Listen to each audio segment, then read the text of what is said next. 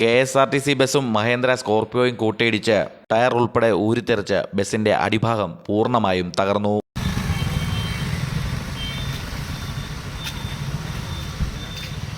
കൊല്ലം ചെങ്കോട്ട ദേശീയപാതയിൽ കൊട്ടാരക്കര കോട്ടപ്പുറത്താണ് നാടിനെ ഞെട്ടിച്ച വൻ അപകടമുണ്ടായത്. ഇന്ന് രാവിലെ 8 മണിക്ക് ശേഷമാണ് കൊട്ടാരക്കര KSRTC സ്റ്റാൻഡിൽ നിന്നും പുനലൂർ ഭാഗത്തേക്ക് പോയ KSRTC ബസും പുനലൂർ ഭാഗത്തു നിന്നും കൊട്ടാരക്കര ഭാഗത്തേക്ക് പോയ മഹേന്ദ്ര സ്കോർപിയോ കാറും കൂട്ടിയിടിച്ചാണ് അപകടം ഉണ്ടായത്.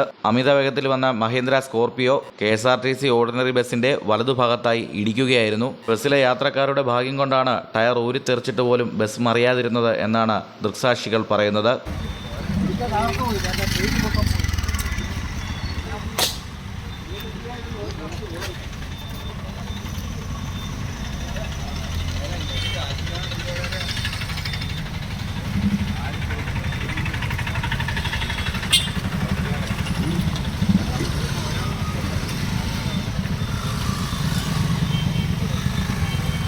ഇരുവാഹനത്തിലുണ്ടായ യാത്രക്കാരെയും നിസ്സാര പരിക്കുകളോടെ ആശുപത്രിയിൽ എത്തിച്ചു.